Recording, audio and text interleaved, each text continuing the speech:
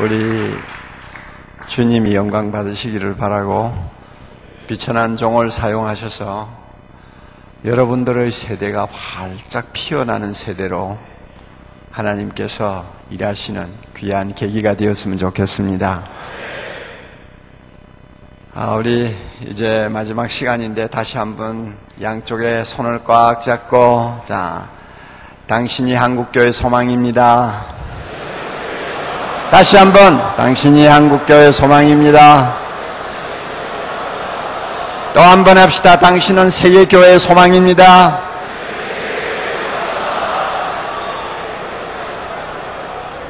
우리 함께 합니다. 본질을 붙드는 곳에 길이 있습니다. 제자를 만드는 것은 목회의 본질입니다. 여기에 생명을 걸어봅시다. 거짓말하면 안 됩니다.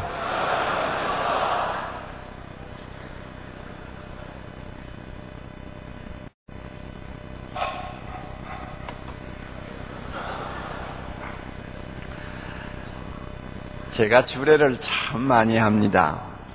요즘에는 정말 제일 싫은 게 주례하는 거예요. 하도 반복을 하니까. 그리고 메시지도 똑같은 메시지를 지금까지 하고 있잖아요. 그래서 젊은이들의 참 장래를 열어주기 위해서 주례를 해주는 것은 참 귀한 일이지만 못할 짓이에요. 일주일에 2번, 3번 주례 정말 힘들어요. 그런데 제가 이제 말씀을 전하다가 당신 둘이가 세상에서 행복하려면 에로스 사랑 가지고 안 된다. 아가페의 사랑을 꼭 실천해야 된다. 아가페의 사랑이 뭔지 아니? 희생하는 거고 오래 참는 거다. 이런 이야기를 좀 합니다. 하면서 제가 신랑 알겠니? 그러면 예! 하고 대답. 그래서 제가 처음부터 그러죠. 결혼 첫날부터 거짓말하면 안 돼.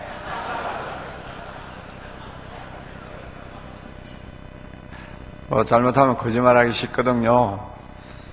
그대로 거짓말 안 하고 살면 진짜 행복하죠. 그런데 살다가 보면 그렇게 못 사는 일이 많잖아요. 그러니까 거짓말하지 말라고 제가 일침을 주는 것입니다.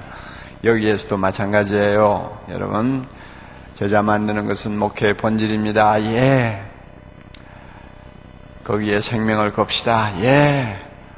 그래놓고 거짓말 잘하고 일생 동안 그냥 흘러버리기 쉽다는 것 여러분이 잘 기억하세요.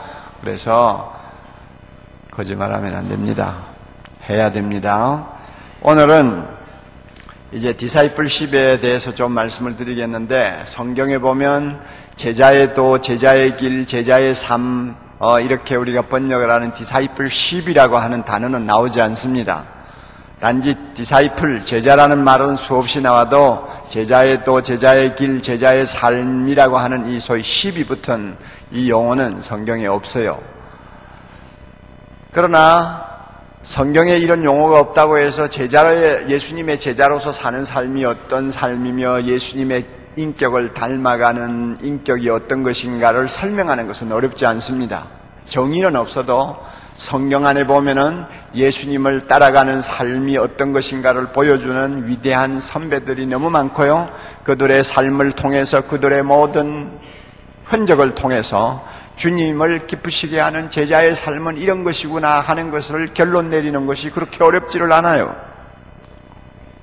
그래서 특별히 사복음서에, 그리고 사도행전에, 또 심지어 서신서에 나오는 예수님을 따라가는 제자의 삶, 예수님을 닮아가는 제자의 인격이 어떤 것인가를 좀 이렇게 종합해서 정리를 해보면 한 4가지 정도를 우리가 정리할 수 있습니다. 더 많아요. 그러나 중요한 것들을 엑기스만 뽑으면 한 4가지 정도를 뽑을 수 있어요. 그래서 제자도의 기본 요소라고도 말할 수가 있는데 이 4가지를 먼저 오늘 말씀드립니다.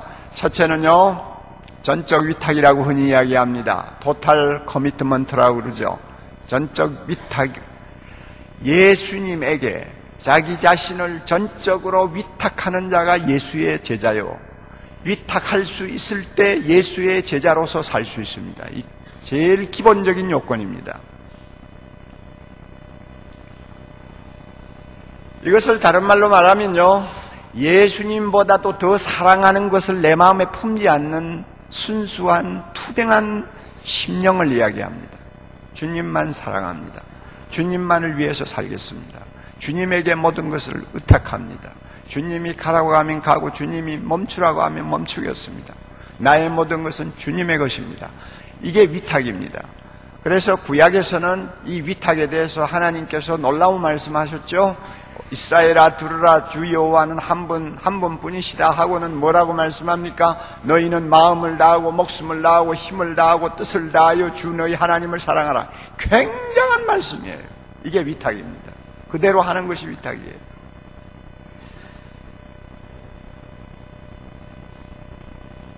신약 성경에 넘어오면은 여러분이 어디 있는지 잘 알죠. 마태복음 10장에도 있고요, 누가복음 14장에도 나오는데, 내보다도 부모 형제 친지를 더 사랑하는 자, 내보다도 목숨을 더 사랑하는 자, 내보다 처자를 더 사랑하는 자는 내게 합당치 아니하고, 또 그 말을 바꾸면 능히 나의 제자가 되지 못하고. 이게 위탁입니다. 예수님보다 더 높은 분이 없어야 돼요. 더 마음을 빼앗기는 것이 없어야 돼요. 내 마음에 우상이 절대 없어야 돼요. 이게 위탁입니다.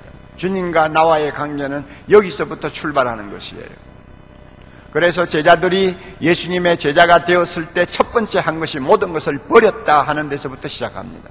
모든 것을 버리고 주님을 쫓으니라. 그러니까 그들은 배를 버렸고 고기를 버렸고 그물을 버렸고 어떻게 보면 가족도 일시적으로 버리고 다 버렸는데 그것은 굉장한 상징성을 의미합니다. 예수님의 제자가 되기를 원하는 사람은 모든 것을 버린 자라야 한다. 주님을 위해서 모든 것을 포기한 사람이라야 한다. 주님을 위해서는 마음을 비운 사람이어야 한다. 오직 예수님만이 내 마음에 모두가 되는 자라야 한다. 이게 전적인 위탁이에요. 그런데 놀라운 사실이 하나 있어요. 전적으로 위탁한다는 삶이 어떤 것인가를 정말 문학적으로 정말 아름답게 표현한 성경 구절을 제가 찾다가 엉뚱하게도 사복음서에서 찾은 것이 아니라 구약에서 찾았어요. 그것도 룻기서에서 찾았어요. 여러분이 룻기서 1장에 보면 배경을 아시죠? 한 가족이 기근이 들어서 고향을 떠나서 이민 갔죠. 모압이라는 데 가서 이민 갔다가 몇 년, 10여 년이 넘도록 사는데 그만 집안이 꼴딱 망했어요. 기근은 겨우 넘겼지만은 남편 죽었죠. 두 아들 장가 보냈더니 다 젊은 나이에 죽어버렸죠. 가부 셋만 남은 정말로 어떻게 보면 부끄러운 집안이 되었어요. 꼭 저주받은 집안처럼 되어버렸어요. 그래서 그곳에 정말 얼굴이 부끄러워서 더 살 수가 없어가지고 이제는 나오미가 두 자부를 데리고 고향으로 돌아오려고 합니다. 그런데 두 자부는 이제 10대 후반이나 20대 초반의 젊은 가부들이에요. 앞날이 창창한 가부들이에요. 그 가부들이 늙은 어머니 따라와가 뭐 합니까? 그러니까 가부들 보고 너희들은 따라오지 말고 여기 있으면서 좋은 남편 만나서 재혼해서 잘 살아라. 진실한 마음이죠. 나오미가 진실로 자부를 사랑해서 하는 말이죠. 그래서 큰 자부는 권유에 못 이겨서 시어머니를 떠났습니다. 두 번째 자부 룻은 계속 고집을 부리고 시어머니를 따라오죠. 한참 가다가 시어머니가 또 붙들고 너 이러면 안 된다. 나에게는 소망이 없어. 내가 이제 자식을 낳아가지고 아들을 낳아가지고 너의 남편으로 죽였느냐. 소망이 없어. 그러니까 돌아가라 하니까 그때 한 유명한 룻의 고백이 있어요. 제가 그걸 보고 깜짝 놀랐습니다. 여러분 룻기 1장 16절 신학생이니까 0.1초 만에 찾아내겠죠. 자,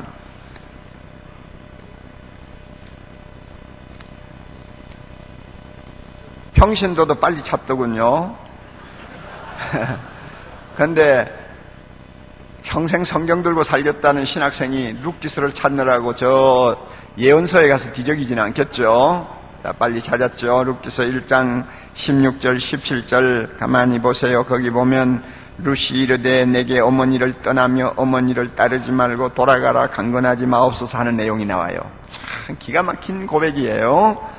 그런데 여기에 말이죠, 우리 같이 어머니 대신에 예수님을 딱 대치시키자고요. 예수님으로 딱 바꾸어가지고 한번 읽어보자고요. 이제 우리가 주님 앞에 이렇게 고백합니다. 룻이 이르되가 아니고 주여 내가 고백하나이다. 그 다음에 다 같이 내게 예수님을 떠나며 예수님을 따르지 말고 돌아가라 강건하지 마옵소서. 예수님께서 가시는 곳에 나도 가고 예수님께서 머무시는 곳에서 나도 머물겠나이다.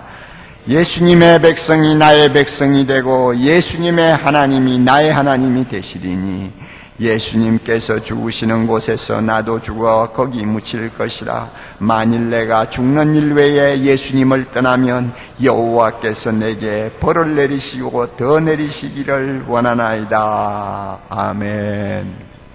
와, 정말 대단하죠? 대단하죠? 이게 위탁입니다. 늙은 시어머니 따라가 소망이 뭐가 있어요? 자기 고향 떠나야 되고, 시어머니 그냥 죽을 때까지 복양해야 되고, 젊은 나이 그냥 꽃다운 젊은 나이에 그냥 다 시어머니 위해서 바쳐야 되는 그런 험악한 길이 앞에 있는 줄 알면서도 시어머니를 너무 사랑하기에 자기 전부를 그분에게 맡기는 거 아니에요. 이게 위탁이에요. 예수의 제자는 예수님에게 이런 자세를 가져야 된다 하는 것입니다.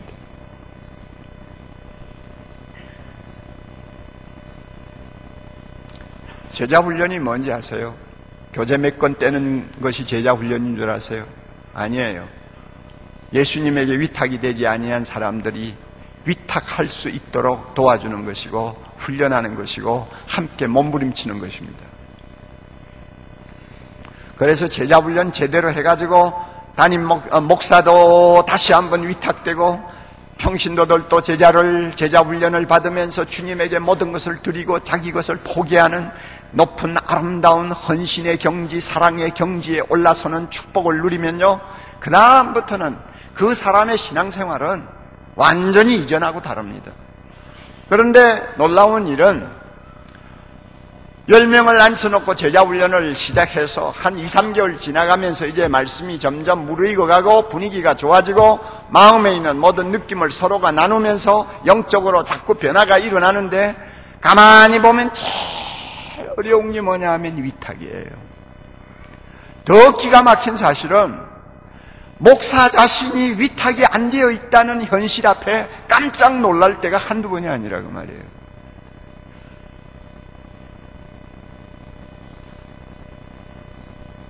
정말 내가 내 생명보다 주님 더 사랑한다고 말할 수 있을까? 내가 정말 처자보다도 주님을 앞세운다고 말할 수 있을까? 지금은 말할 수 있을지 모르지만은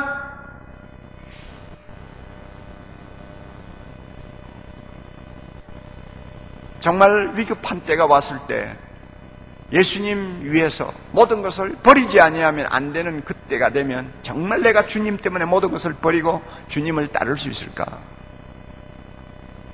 목사 자신도 장담을 못하는 거예요. 그러니까 내가 위탁되었다고 말할 수 있어요? 양떼를 위하여 교회의 목회자가 되었으면 자기 생명을 바쳐 헌신할 각오를 해야지. 좋은 자동차 사주지 않는다고 삐뚤어지고 월급 안 올려준다고 서로가 싸우고 그래가지고 교회 안에서 문제를 일으키고 나중에는 자기 아들 계승자로 세습으로 세워주지 않는다고 해서 교회하고 싸우고, 여러분 이런 사람, 이런 목사를 놓고 여러분 주님께 위탁되었다고 말할 수 있어요?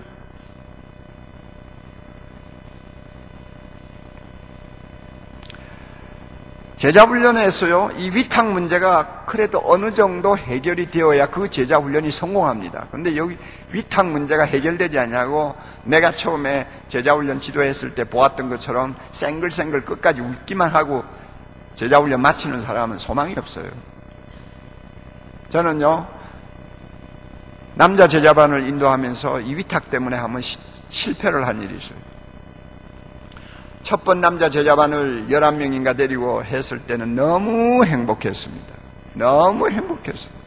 정말 행복했어요. 난 11명을 위해서 죽어도 괜찮다는 생각을 했어요. 저도 은혜 받고 그들도 은혜 받고 변화받고 초창기 제1기 남자 제자반이었어요. 얼마나 감사했는지 몰라요. 그래서 너무 재미가 있어가지고 그 제자반 1년 반을 마치고 나서 가만히 있을 수가 없더라고요. 또 시작해야 되겠어. 근데 남자들이 있어야지. 하고 싶은데 남자가 있어야지. 그 당시에 우리 교회는 80, 90%가 여자들이었어요. 그래서 교회가 여성화된다고 누가 와서 비판도 했어요. 그러나 나는 여성화된다고 보지 않았어요. 대낮에 아파트 가서 초인종 눌러가지고 사람 만나서 전도해 나오면 대부분이 여자들이지 남자가 나오는 케이스가 없어요. 그러니까 내 생각은 그거예요. 제일 먼저 타겟은 여자, 그 다음에는 그 집의 자녀들, 그 다음에 남자예요. 그 원칙대로 25년 그렇게 전도했어요. 그랬더니 나중에요 보니까 재미있는 현상은 여자가 예수 믿고 제자 훈련 받아서 정말 새로워지니까요. 자녀들이 다 예수 믿고 돌아오고 나중에는 10년 후에 어떤 사람 늦으면 15년 후에 코가 끼어가지고 끌려 나오는 황소처럼 남자들이 다 나와요. 그래가지고요 지금은 뭐 거의 90%가 다 부부가 다 예수 믿죠. 그러니까 여자들이 많이 나왔죠. 남자들을 제자를 훈련을 시키고 싶은데 사람이 없어. 그래가지고 한두 달 기다렸어요. 기다렸더니 어떻게 해가지고 한 7명이 모였어요. 근데 이 7명도 제자 훈련 하고 싶어서 들어온 사람들이 아니에요. 부인들이 제자 훈련 받고 너무 은혜 많이 받아 놓으니까 남편들의 등을 밀어가지고 집어넣은 거예요. 그런데 그 사람들 대부분이 사회적으로는 괜찮은 사람들이에요. 뭐 별을 2개 달고 있는 장군도 있고 말이죠. 큰 회사에, 정말 큰 회사의 비서실장이라고 하는 어마어마한 자리에 있는 사람도 있고요. 뭐 중소기업 해가지고 성공한 기업가도 있고요. 뭐 공무원도 있고 이런 사람들이 한 7명 모였어요.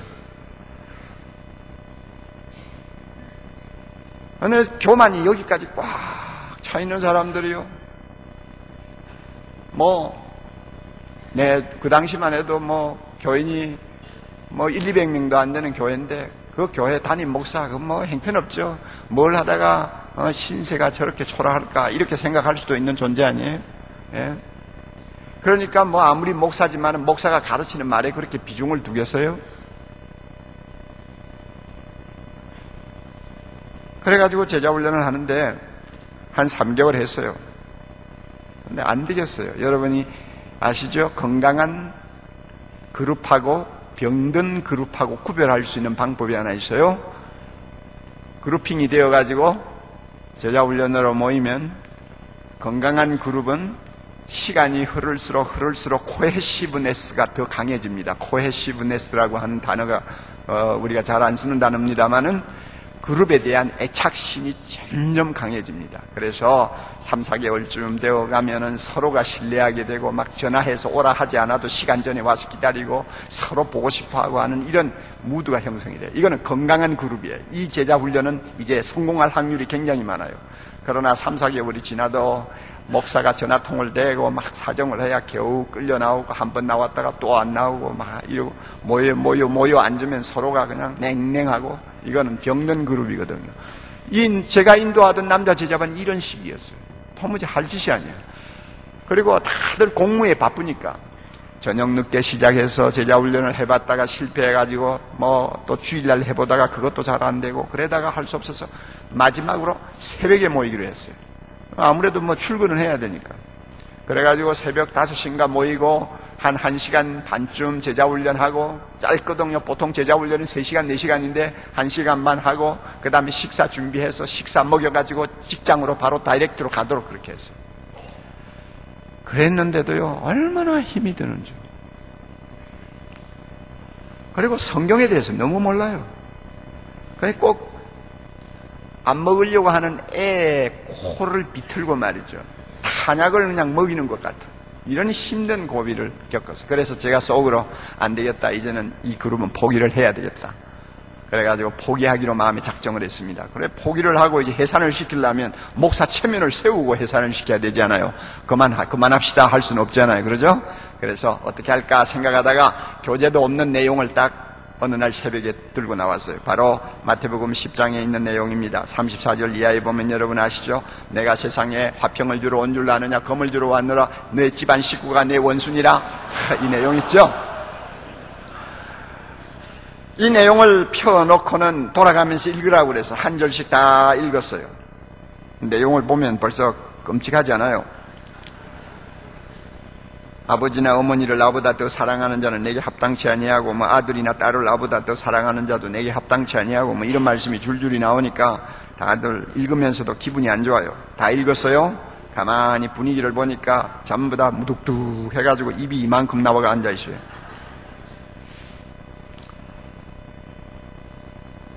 나는 작심하고 이 본문을 택했으니까 칼을 다시 꼽을 수는 없죠. 꽂을 수는 없죠. 어떻습니까? 여러분, 이 본문 보니까 마음이 좀 무겁죠? 여러분 중에 먼저 이 본문 보고 느낌이 있는 사람, 자기 느낌을 한번 이야기해 보세요. 하고 슬쩍 시간을 주었어요. 아무도 말 안 해요. 한 1분인가 2분인가 지났어요. 말 안 하면 나도 말 안 해요. 여러분, 제자 훈련할 때 상대방이 말 안 한다고 해서 내 혼자 쫑알거리면 나중에는 설교돼 버립니다. 그래가 실패 많이 하죠. 침묵 속에서도 성령은 역사합니다. 할렐루야.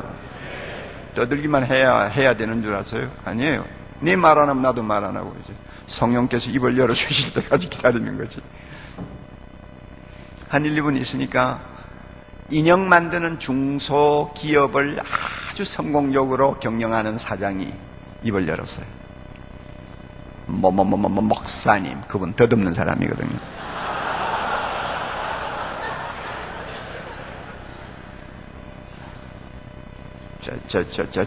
이런 성경이 이 성경 안에 있는 줄 전 몰랐습니다. 이러다.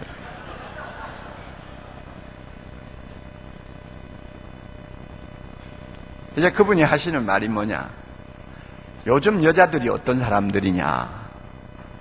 얼마나 거센데 교회 나오는 여자들을 보고 남편 사랑해라, 가정이 제일이다, 이렇게 가르쳐도 들똥말똥 하는데 교회에서 이런 식으로 남편을 예수님보다 더 사랑하면 안 된다, 자식을 예수님보다 더 사랑하면 안 된다, 이런 식으로 가르치면 모두가 광신자가 되어버립니다. 남자들이 제일 겁을 내는 것이 바로 그겁니다. 교회를 내보내지 못하는 이유가 바로 그겁니다. 저는 오늘 이 본문 보고 놀랐어요. 기분 나빠요 이러더라고요. 아, 그러세요. 솔직하게 말씀해 주셔서 고맙습니다. 그래, 다른 분들도 말씀해 보시죠.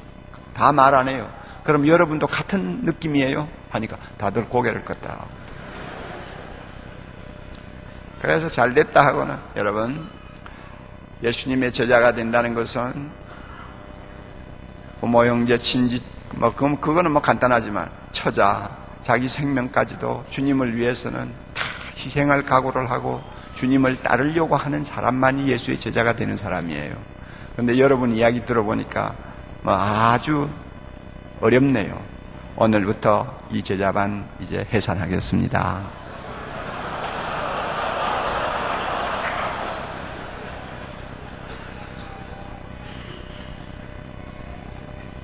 그래, 끝내버렸어요.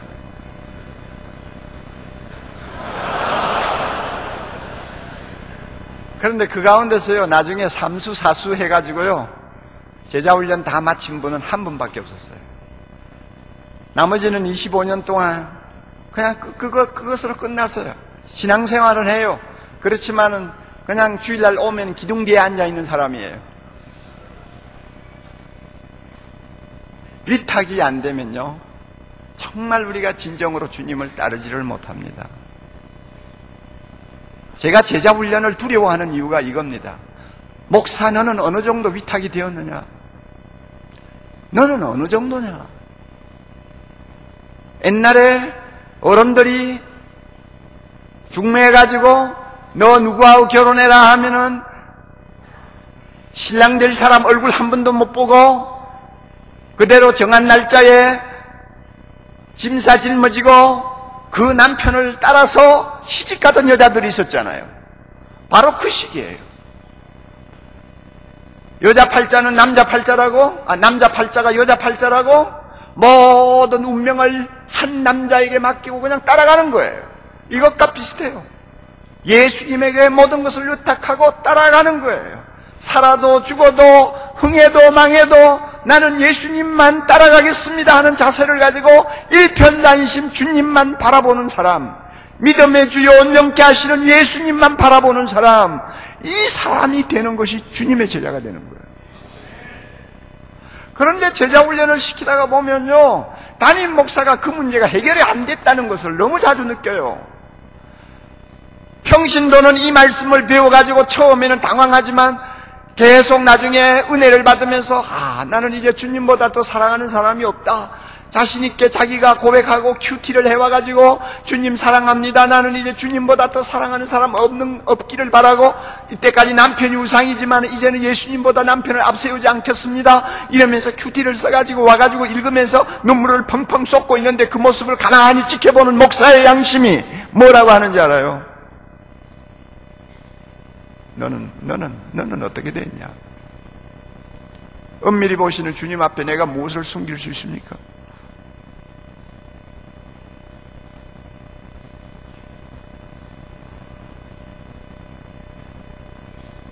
제가 이 시간까지 그래도 목사로서 이만큼 체면 유지를 할 수 있었던 원인을 이야기하라면 제자훈련 때문이에요.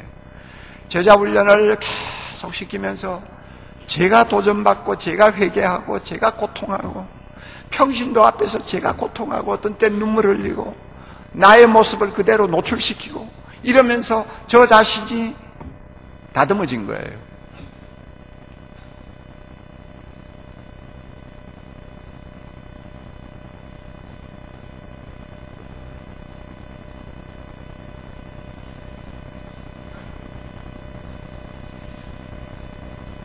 제자훈련 무서운 겁니다.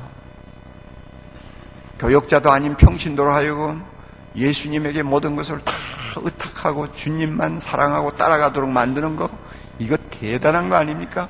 공산주의자들의 세뇌교육하고 비교가 됩니까, 여러분? 전인격을, 전생을 주님께 온전히 맡기고 따라가도록 하는 헌신자를 만드는 것인데, 여러분 제자훈련이 얼마나 대단한 영적인 몸부림이라는 것을 아세요? 아무것도 모르면서 그냥 제자훈련이 이러고 저러고 비판하고 말이죠. 제가 이런 사실을 하나하나 깨달으면서 왜 예수님이 세상을 떠나면서 제자들 보고 제자를 만들려고 하셨을까? 이유가 있는 거예요. 주님이 원하는 하나님의 백성은 오직 예수님만이 영광을 받으시도록 자기 자신을 온전히 드리는 독특한 사람들이에요. 이런 사람을 만들라는 거예요. 그래야만이 세상을 정복할 수 있고 사탄과 마귀를 이길 수가 있고 여호와의 영광을 이 땅에 드러낼 수 있기 때문에 이런 사람을 교회가 만들라는 것입니다. 그리고 교회를 드나드는 하나님의 교회의 거룩한 성도들은, 성령으로 인친 사람은 적어도 이 정도로 영적인 무장을 한 사람이 되어야 된다는 것입니다. 그 일을 누구에게 맡겼어요?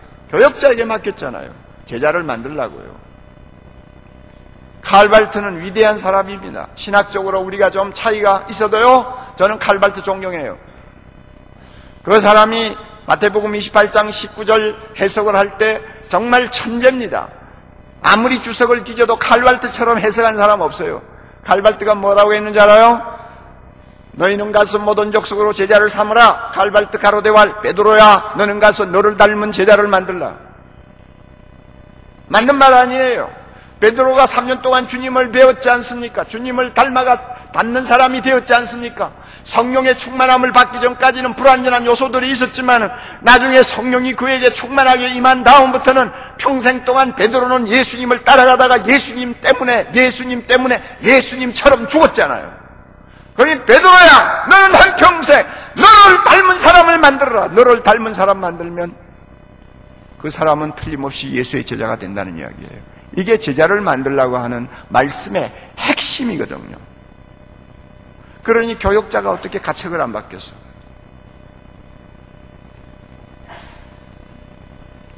그래서 저는요, 한국 교회를 향해서 외칩니다. 평신도를 예수의 제자로 만드는 것이 시급한 것이 아니라 교역자가 예수의 제자가 되는 것이 먼저 시급하기 때문에 제자 훈련을 해보세요. 해보면요, 당신부터 먼저 예수의 제자가 되고자 하는 사람이 될 것입니다. 저는 그렇게 말하는 거예요.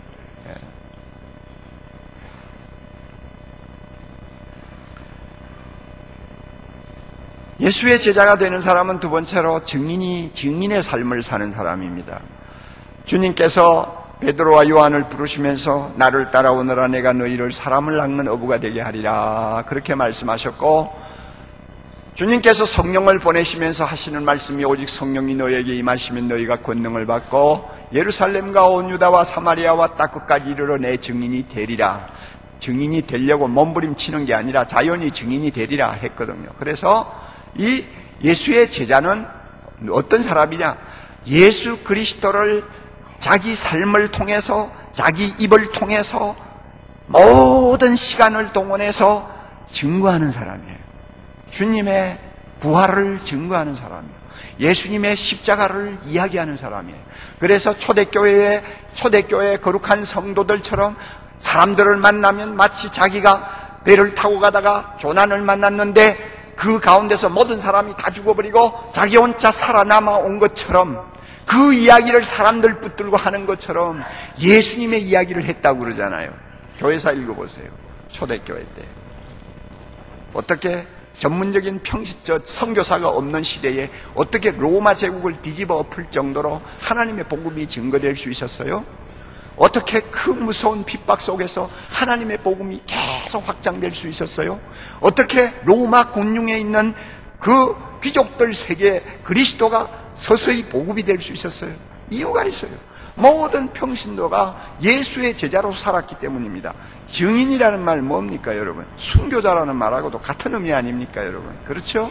그러니까 예수님을 전한다 하면 내 생명 걸고 이야기하는 거예요. 그런데 그 당시에 사람들은 얼마나 자연스럽게 복음을 전했는지, 배 타고 가다가 자기 혼자 살아남아 와가지고 그 이야기가 하고 싶어서 못 견디는 사람처럼 사람 붙들면 예수 이야기 했다고 해요.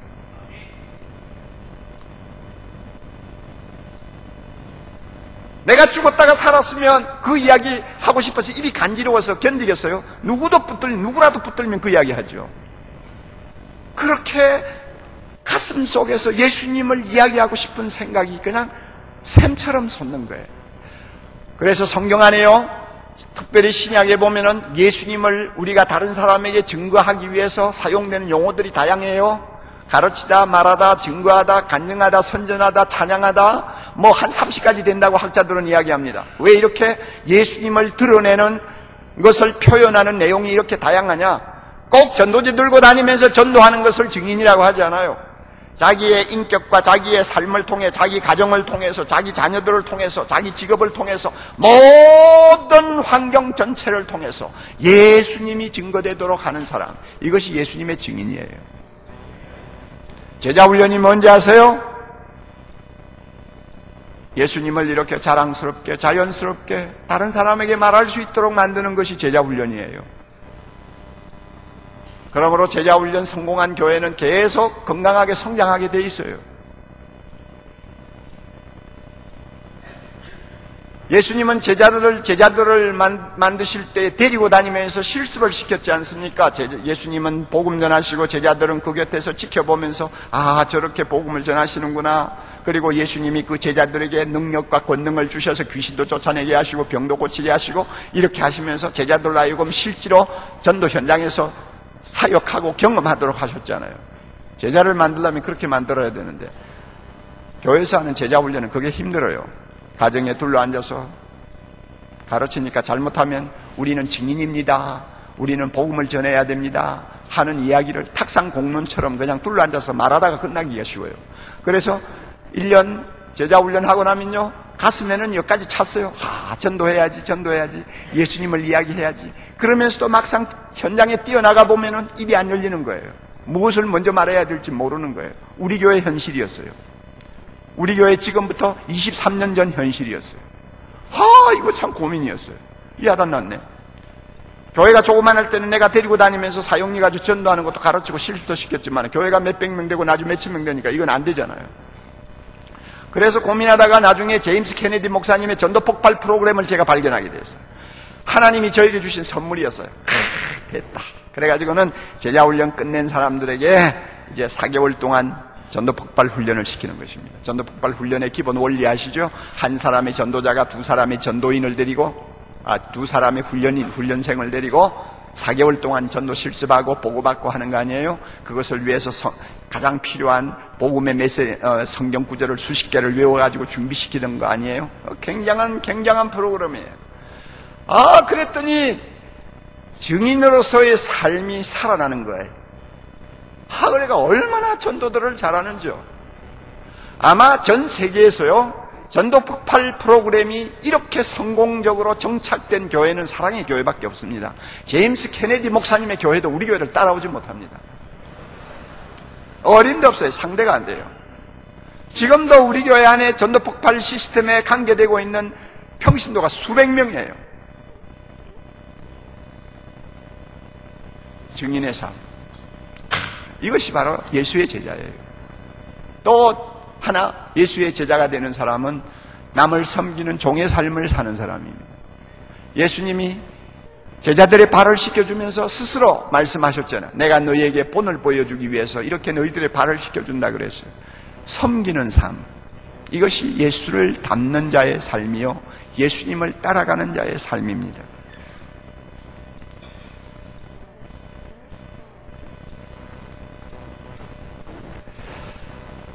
참이 섬기는 삶에 대해서는 제가 하고 싶은, 여러분에게 말씀드리고 싶은 내용이 참 많은데 시간적으로 도무지 안 돼요. 왜냐하면 한국교회 목회자들은 정말 섬길 줄을 몰라요. 한국교회 장로들은 다스리는 장로다, 치리 장로다 하는 이상한 단어가 붙어가지고 정말 섬기는 것이 무엇인지를 몰라요. 그러니까 교회가 살벌하죠. 파워게임을 막 그냥 예사로 해내지요. 예수님을 닮기를 원합니까? 섬겨야 돼요. 주님이 말씀하셨잖아요. 너희가 높은 자가 되려면 낮은 자가 되고. 그렇죠? 섬김을 받으려 하면 섬기는 자가 되고, 세상 나라 임금은 다스리고 명령하는 데서 자기의 파워를 행사하지만은 하나님의 나라는 절대 그렇지 아니하다. 너희는 그렇지 아니하니라. 주님께서 분명히 잘라 말씀하셨잖아요. 세상의 다스림이 하나님 나라에는 통하지 않는다고 말씀하시잖아요. 세상에서는 힘을 가지고 누르는 리더십이지만은 하나님의 나라에서는 밑에서 받들어 올리는 리더십이라고 주님이 말씀하시지 않았어요. 그러므로 낮아지는 자리에서 섬기는 자가 영적 권위를 갖는 것입니다. 그래서 예수님이 십자가에 죽으셨습니다. 그래서 예수님은 죄인을 위해서 희생하셨습니다. 우리는 하나님 나라를 이야기하는 것이고 하나님 나라의 삶을 지향하는 사람들이지, 세상의 어떤 리더십이나 세상의 어떤 다스림을 우리가 따라가는 사람들이 아니지 않습니까? 그럼에도 불구하고 오늘날 장로교, 특별히 장로교, 섬김이 무엇인가를 너무나 모르는 사람들이 중요한 자리에 앉아가지고 주인 행세를 하고 앉았고 섬김을 받으려고 하고, 그것 때문에 서로 갈등하는 교회가 되어버렸어요. 교회 문간에서 교인들 들어오는데 막 가양 떨면서 친절하게 인사하는, 그게 섬긴다고 생각합니까?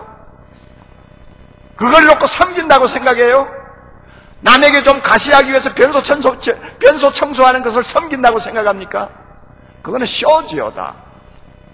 진짜 섬김, 성경에서 이야기하는 섬김은 다른 데 있는 거예요.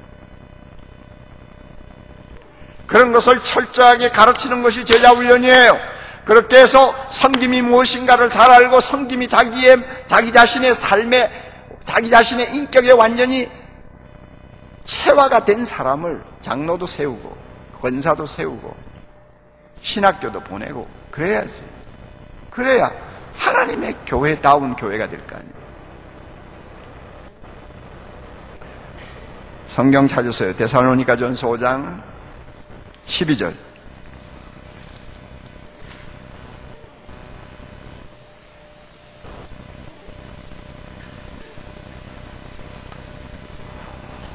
데살로니가전서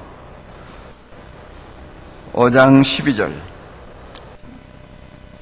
다 같이 읽습니다. 형제들아, 우리가 너희에게 구하노니 너희 가운데 수고하고 주 안에서 너희를 다스리며 권하는 자들을 너희가 알고. 잘 보세요.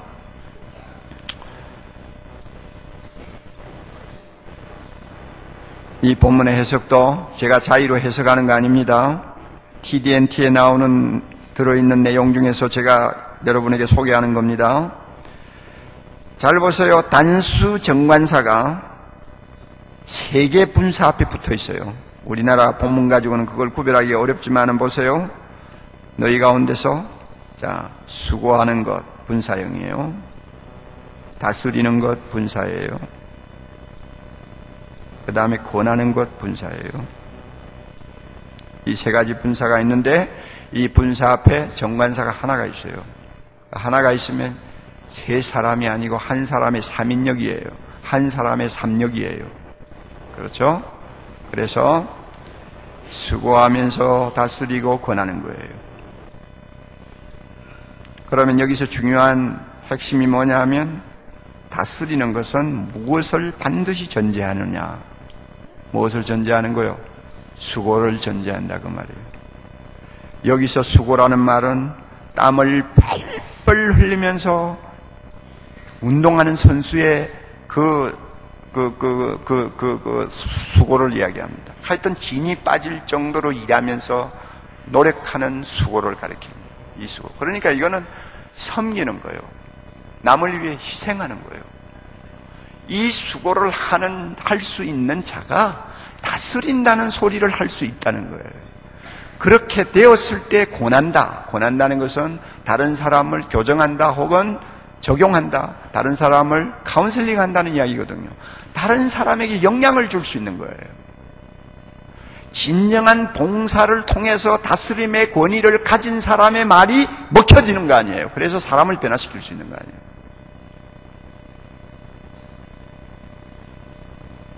예수님은 자기 제자라는 것은 바로 이런 섬김을 기뻐하는 자를 일컬어서 자기 제자라고 하는 거예요.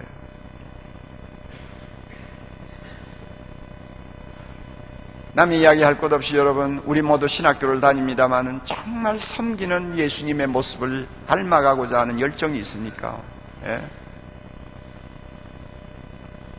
양떼를 위해서 정말 죽기까지 섬기겠다고 하는 마음의 그 자세가 돼 있어요, 여러분? 옥 목사 보니까 부러워요? 아멘이요? 그럼 학교 떠나시죠.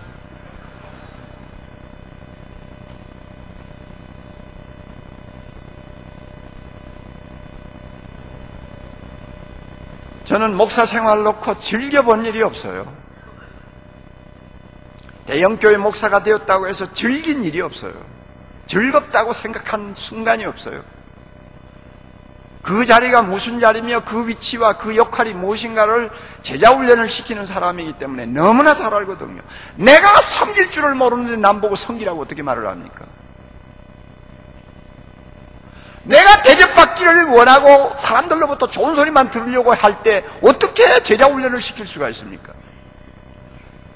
그리고 구체적으로 봐서 내가 양떼를 위해서 무엇을 섬기느냐 하고 생각하면 기가 막히는 거예요. 그런데 성경을 보면 지도자가 섬기는 방법이 있죠. 예루살렘 교회 사도들이 구제하는 일에 그냥 좀 정신을 팔았다가 나중에 교회 안에 시험이 드니까 이런 말씀을 했죠. 우리는 이제부터 기도하는 것과 말씀 전하는 일에 뭐 하리라? 전념하리라. 전념한다는 말이 섬긴다는 말이에요. 목사가 섬기는 방법 중에 하나는 말씀을 제대로 준비하기 위해서 피땀을 쏟는 수고를 하는 것입니다. 저는 그렇게 봤어요. 목사가 양떼를 위해서 섬기는 중요한 길은 양떼를 위해서 무릎이 아프도록 기도하는 거예요. 여러분, 이번에 디사이플지 나누어 줄 때 제가 쓴 저 뒤에 칼럼을 봤는지 모르지만 우리 교회 안에는 그런 비슷비슷한 평신도 지도자들이 많아요. 우울증 환자를 다락방에 품고, 우울증 환자가 그것도 한두 명이 아니고 3명이나 되는 환자를 품고 몇 년 동안 끙끙 앓으면서 그 환자들을 위해서 헌신을 했다. 여러분, 얼마나 대단한 일입니까? 그래가 환자 둘은 치유가 되고 아직 한 사람은 치유가 되지 않고 있다. 내가 언제, 옥 목사가 언제 우울증 환자를 가슴에 품고 그렇게 실험한 일이 있어요? 없어요, 저는. 그렇게 희생한 일이 없어요. 우리 교회 이상한 여자들이 몇 명 있어요. 그 중에 한 사람 인물 잘났어요. 40대 초반, 정말로 쳐다만 봐도 매력이 있어요. 가정도 좋아요. 그런데요, 뭐가 약간 이상해요.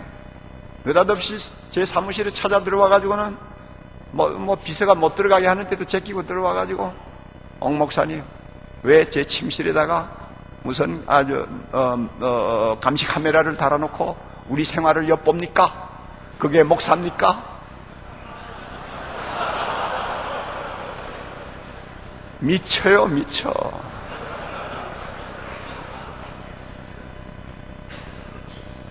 몇 번 당하다가 나중에는 아무래도 안 되겠어요. 그대로 뒀다가는 안 되겠어요. 그럼 좀 앉으세요. 내가 기도합시다. 그래서 그냥 한 번 기도하면 막 그만 싹 나오면 얼마나 좋겠어요. 근데 나는 한 번도 고쳐본 역사가 없어요. 특별히 멀쩡한데 약간 이상한 사람은 정말 안 되는 사람이에요. 손을 쓸 수가 없어요. 그러니까 나중에는 뭐 기도하자는 말도 안 나오죠. 기도해봐야 아무 소용도 없는데 기도하자고 하면 어떻게 합니까? 그러니까 근데 자꾸 자기 침실에 와서 감시한다는 거예요. 사람 참 미치게 만들죠. 그래서 한 번은 제가 이제 작심을 하고 막 온 교회가 떠들썩하도록 소리를 질렀어요. 이 마귀 새끼야 물러가라. 막 어디 와서 함부로 떠드느냐고 막 소리를 지르니까 막 사무실에 있던 직원들이 놀래가지고 다 뛰어나오고 막 그냥 부목사들이 와가지고 그 여자를 밀고 나가고 그래가지고 밀려 나갔어요. 나갔는데요, 마당에 가서 가만히 보니까 제 사무실을 향해서 손가락질을 하면서 네가 그래가 목사가, 네가 그래가 목사.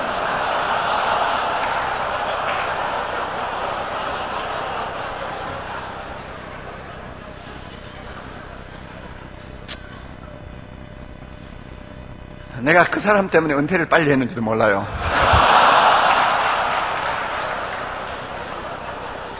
그랬더니 요즘에는 오정현 목사를 또 괴롭히기 시작해요.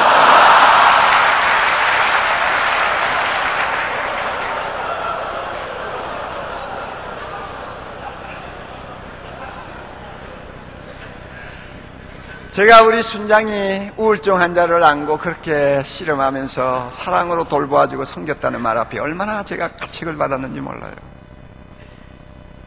물론 말씀을 준비하는 것도 양떼를 위해 섬기는 것이고 기도하는 것도 섬기는 것이고 정말 환자들을 생각하면서 가슴 아파하는 것도 섬기는 것이고 다 섬기는 것이지만 우리 순장들처럼 구체적으로 나는 그렇게 섬겨보지를 못했어요. 뭐 그렇게 할 수 있는 위치가 아니니까 더 그렇죠. 우리 예수님의 제자 되고 싶어요? 섬겨야 돼요. 다스리고 싶어요? 영적 다스림의 권위를 갖고 싶어요? 섬기는 수고가 전제되지 않고는 절대 불가능하고 섬기는 수고가 전제되지 아니한 다스림은 모두가 다 그거는 세상의 다스림이지 주님의 나라에서 통하는 다스림이 아니에요. 예수님의 제자가 되는 사람은 또 한 가지 중요한 거 있어요. 주님의 인격을 담는 것입니다. 성숙한 인격이라고 할까요? 예수님을 담는 인격이라고 할까요? 우리는 마태복음 5장 1절 이하에 보면 팔복이 나오죠. 심령이 가난하고 애통하고 온유하고 화평하고 긍휼히 여기고 의를 사모하고 하는 이 아름다운 복들이 나오는 것, 이것이 전부 다 종합적으로 예수님의 인격을 이야기하지 않습니까? 예수님처럼 우리가 그렇게 되어야 돼요. 그리고 우리가 갈라디아서 가면 갈라디아 5장 22절 우리 잘 알잖아요. 9가지 성령의 열매가 나오잖아요. 사랑에서부터 시작해가지고 절제까지 나와요. 그리고 베드로후서 1장 4절에 보면 이 모든 것을 일컬어서 신의 성품에 참여하는 것이라고 그랬습니다. 예수의 제자를 만든다는 것은 뭐냐? 예수님의 성품을 나의 성품으로 받아들이고 내 인격이 주님을 닮아가도록 하는 것입니다. 그래서 사랑하지 않던 자가 사랑하게 되고 불쌍히 여기지 않던 자가 불쌍히 여기게 되고 성질 급한 사람이 인내하는 자가 되고 의를 사랑하지 않던 자가 의를 사랑하게 되고 화평케 하지 못하는 트러블 메이커가 화평케 하는 사람으로 변화되는 것입니다. 이런 예수님의 인격을 닮아가는 모습을 자기가 지켜보면서 나는 예수님을 조금씩 닮아가는구나 하고 느끼는 것입니다. 이거 없이는 우리가 예수님의 제자라고 말할 수가 없습니다. 참 어렵습니다. 제자 훈련이 뭡니까? 나의 인격, 나의 모습이 예수님을 반사할 수 있어야 돼요. 제자 훈련 받는 몇 사람이지만 그 몇 사람 앞에 우리 목사님은 그래도 예수님을 닮아가는 모습들이 참 좋아 하고 말할 수 있는 뭐가 있어야 돼요. 그런데 제자 훈련을 받는 평신도가 볼 때 목사는 항상 신경질적이고 성질 급하고 화 잘 내고 항상 그런 이미지로 남아있어 보세요. 여러분, 그 지도자 밑에서 사람이 만들어지겠어요? 안 되죠. 처음에 남자 제자 훈련을 할 때입니다. 제가 참 재미 봤다고 그랬죠. 정말 천국을 체험하는 행복을 느꼈다고 그랬어요. 주일날 아침에 모였어요. 주일날 그 당시는 교회가 조그만하니까 예배 한 번밖에 안 보잖아요. 그러니까 아침 8시부터 11시까지 3시간 동안 우리 집에서 주로 많이 모였어요. 남자들이 처음에는 잘 안 모여가지고 제가 조그마한 브리사 차를 사가지고 다니면서 태워오고 이랬어요. 그런데 그 가운데서 한 11명 되는데요.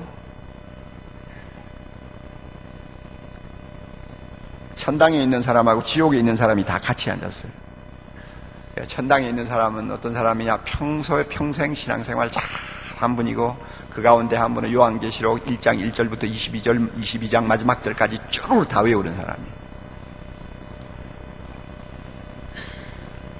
대단하죠. 그러니까 요한계시록 문제만 나오면 내가 모르면 집사님 그거 어디 있죠? 하면 막 그냥 대답이 술술 나와요.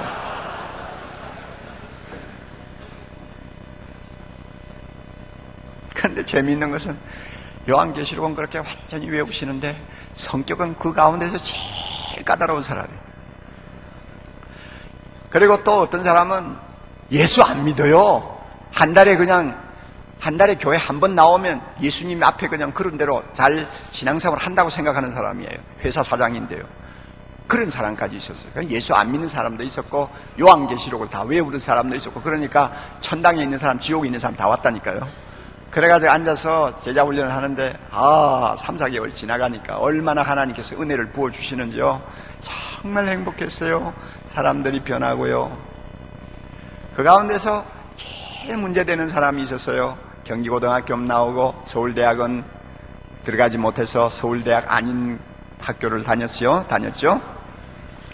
그래가지고 KS 마크는 아니에요. 그런데도 똑똑해가지고 회사 사장이에요. 자기 어머니는 권사님이에요. 어릴 때부터 주일학교 다닌 모태신앙이에요. 그런데 머리가 좀 커지면서부터 읽은 책은 성경이 아니고 전부 다빈치 코드 같은 성경을 대적하는 책들만 읽었어요. 자유주의 신학에 관한 책들만 읽었어요. 그런데 이 사람은 또 하나 답답한 것은 기억력이 너무 좋은 거예요. 그래가지고 나는 10년 전에 읽은 책을 제목, 저자 까지 기억하는 것은 몇 개 안 돼요. 그런데 출판사까지 기억하는 건 거의 없어요. 그런데 이 사람은 젊었을 때 읽은 책 중에 씩하면은 어느 출판사에서 나온 누가 쓴 무슨 책하고 나온다고. 그러니까 완전히 사람 기죽이는 사람이에요. 그래가지고 성경을 부인하는, 성경을 좋지 않게 평가하는 책만 잔뜩 머리에 집어넣어 놨으니 얼마나 까다로운 사람인지 아시겠죠. 그런데 이 사람이 항상 약간 문제예요. 제자훈련하는 반에만 나오면 잘못하면 분위기를 잡쳐놓고 엉뚱한 소리하고, 이제 목사는 이 사람하고 영적 전쟁을 하는 거죠. 그런데 한 4개월 지나고 나서 가만히 보니까 제자훈련에 나왔는데 얼굴이 똥색이에요. 영 편치를 안. 그래서 나는 사업이 좀 안 되고 있나 뭐 이런 생각만 하고 가만히 뒀죠. 말도 안 하고. 그런 사람 또 캐물으면 안 돼요. 제자훈련 할 때는 가만히 두어야 돼요. 뭐 똥색이 나중에 뭐 은색이 되든지 간에 뭐 하여튼 가만히 두어야 돼요. 뭐 성령이 알아서 하시는 거니까. 가만히 한 몇 주 두었어요. 계속 얼굴이 어두워요. 말도 안 해요. 참 이상하다. 그럼에도 기도만 해주고 가만히 있었어요. 그런데 이제 한 달인가 뭐 한 달 반인가 지나고 나서 제자훈련에 왔는데 보니까 그날은 그냥 얼굴이 벙글벙글하고 그냥 훤해요. 얼마나 기분이 좋은지. 그래서 속으로 야 무슨 일이 풀렸나 보다 이랬는데요. 공부를 한참 하는 중에 목사님 제가 오늘 제 이야기 좀 하면 안 될까요? 이러더라고요. 아 그래요 집사님 하세요. 목사님, 사실 제가 제자훈련 들어온 것은 제가 자원해서 들어온 거 아닌 줄 아시죠? 우리 집 사람이 떠밀어서 들어왔죠.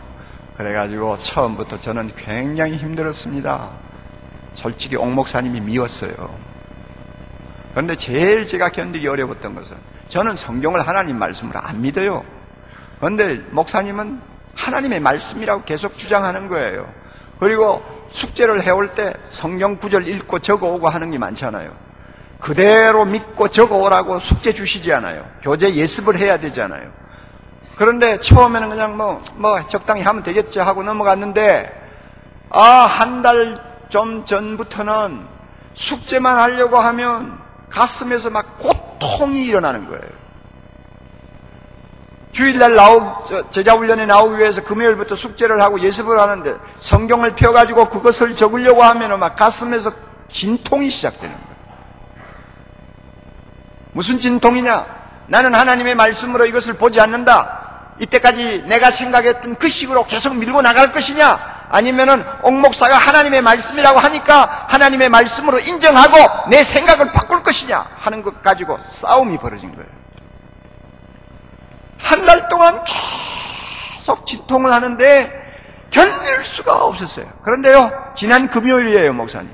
그날도 뭐 어차피 제자훈련 하려니까 숙제는 해야 되고 해서 혼자 조용히 방에 앉아가지고 성경 펴놓고 교재에다가 답을 쓰려고 하는데, 그날은 도무지 견딜 수가 없었어. 연필을 집어 던져버렸습니다. 그리고 그냥 바닥에 엎드려서 하나님 앞에 나도 모르게 이렇게 기도해서, 하나님 아버지, 절 좀 살려주세요.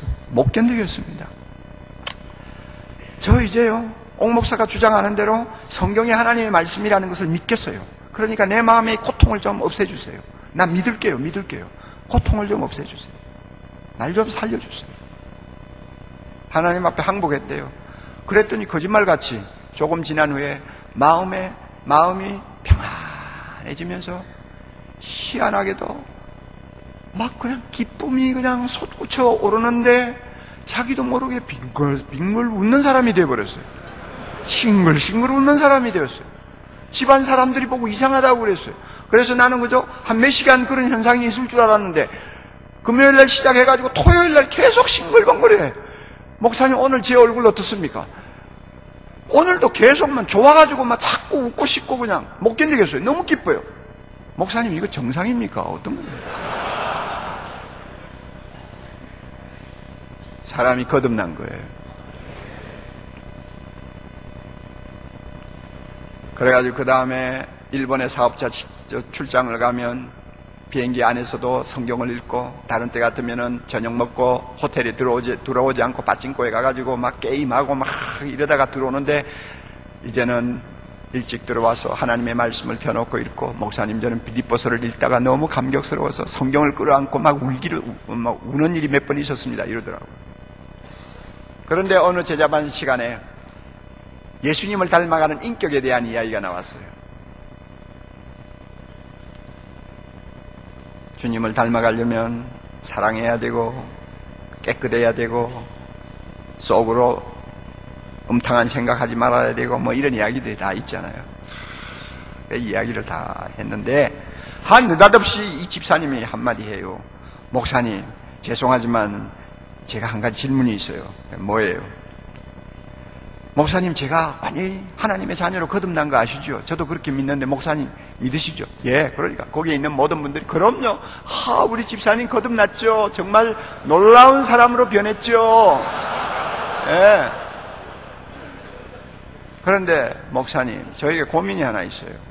사업차 요정 같은 데를 가끔 갑니다. 가면 건목 음식 차려놓고 좌우에 이쁜 여자들이 와서 앉아요. 바이오들하고 앉으니까 어쩔 수가 없어요. 그래서 저는 거기서 이제 술은 안 마셔요. 그런데 이쁜 여자들이 옆에 와서 앉으면 그렇게 기분이 좋아요. 굉장히 기분이 좋아요. 그뿐 아니에요. 비행기를 타고 갈 때도 옆에 할머니가 앉는 것보다도 이쁜 여자가 와서 앉으면 그렇게 기분이 좋고, 막 그냥 이야기가 하고 싶고, 그리고 아름다운 스튜어디스가 옆에 지나가면 나도 모르게 눈이 그냥 따라가고, 이 옛날 버릇이 아직도 남아있어요, 목사님. 이게 정상입니까? 중생받은 사람도 이게 정상입니까? 비정상입니까? 하고 나오는데. 그러니까, 거기 같이 앉아있던 집사님들이 전부 다 웃는 거예요. 그래서 제가 그랬죠. 여러분 대답하세요. 여러분이 대답하세요. 내가 대답 안 할래요. 이게 정상인지 비정상인지 여러분이 대답하세요. 그랬더니 다 대답을 못하고 빙긋이 웃으면서 앉아있어요.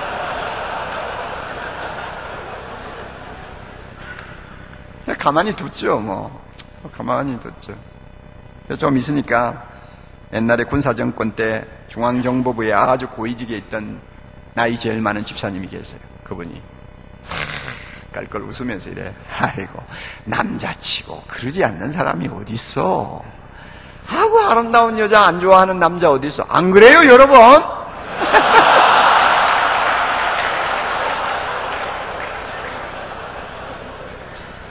그러니까 모두가 막 고개를 끄덕끄덕하고.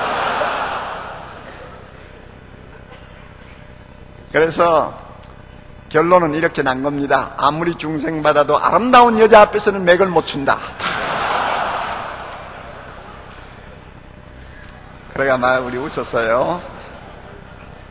그런데 한참 웃고 나서는 전부 다 저를 쳐다보는 거예요.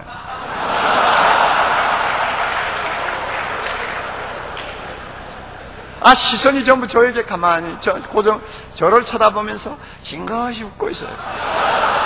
그 당시에 저는 40 이제 막 간 넘었을 때고요. 장발로 이렇게 머리가 길었어요. 그리고 그렇게 형편없이 생긴 사람은 아니었거든요. 그러니까 아마 자기들 마음에 궁금했던가 봐요. 자, 우리는 다 아름다운 여자 앞에서는 사죽을 못 쓴다. 자, 우리는 다 통일됐는데 저 젊은 목사는 어떨까? 목사니까 다르겠지. 뭔가 듣고 싶은 거예요. 벌써 낌새를 느끼지 않아요. 제자훈련하면 예민하니까. 그런데 저도 양심이 있지. 제가 그래서 여러분이 아마 오 목사는 어떨까 하고 궁금해 하시는 것 같은데요. 솔직히 말씀드리죠. 저도 여러분과 꼭 같습니다. 아름다운 여자가 옆에 앉는 것이 할머니가 앉는 것보다 훨씬 좋고요. 저도 비행기 타고 가다가 아름다운 스튜어디스 보면 나도 모르게 한 번 더 쳐다보는 때도 있어요. 그렇게 이야기하니까 얼마나 좋아하는지. 목사가 저런데 뭐.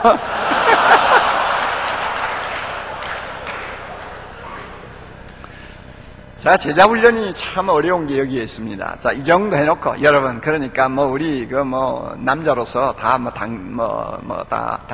그저, 예외가 별로 없는 일 아닙니까? 자, 이제 3번 하십시다. 그렇게 넘어가면 이거는 완전히 죽쓰는 제자훈련이 되어버립니다. 이제부터 중요한 거예요. 지도자가 그래서 중요한 거예요. 그래서 제가 정색을 하고, 자, 저나 여러분이나 똑같죠? 아름다운 여자 앞에서는 맥을 못 추죠? 쳐다보죠? 좋아요. 근데 아까 질문한 집사님 제가 하나 묻겠습니다.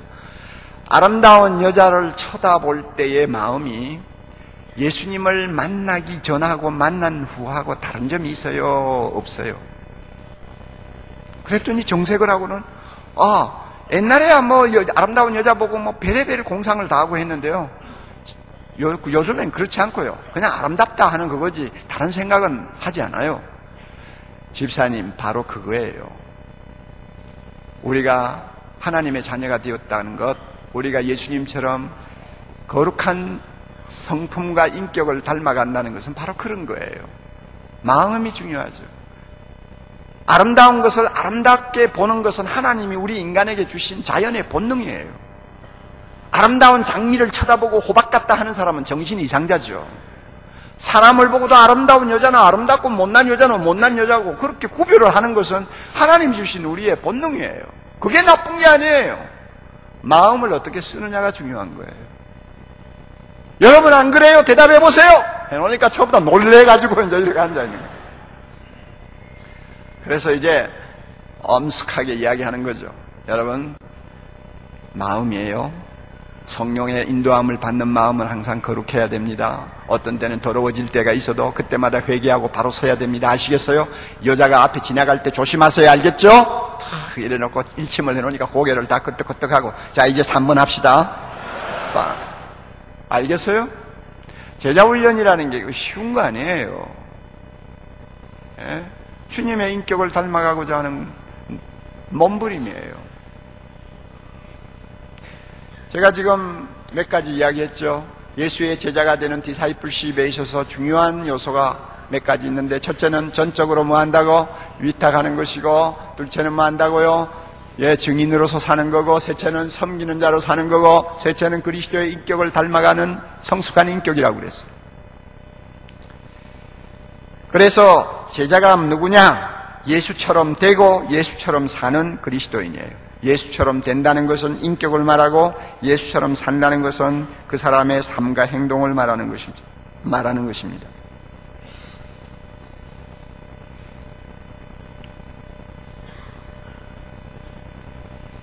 그러니까 목사가 이런 분명한 목회 전략을 가지고 주님처럼 되고 주님처럼 사는 평신도를 만들어보자, 이런, 정말 이거는 뭐 구름 속에 그 피크가 가려가지고 꼭대기가 보이지도 않는 정상이죠. 그 정상을 올라가도록 눈을 고정시키게 만들고 신앙생활을 하게 하는 교회하고, 그런 것은 관심도 없는 교회하고 여러분 수준이 어느 정도겠어요? 한번 상상을 해보세요. 왜 여러분이 목회를 하면서 행복하지 못하는지 알아요? 제자를 만들려고 하는 말씀대로 양떼를 세우는데 땀을 흘리지 않았기 때문이에요.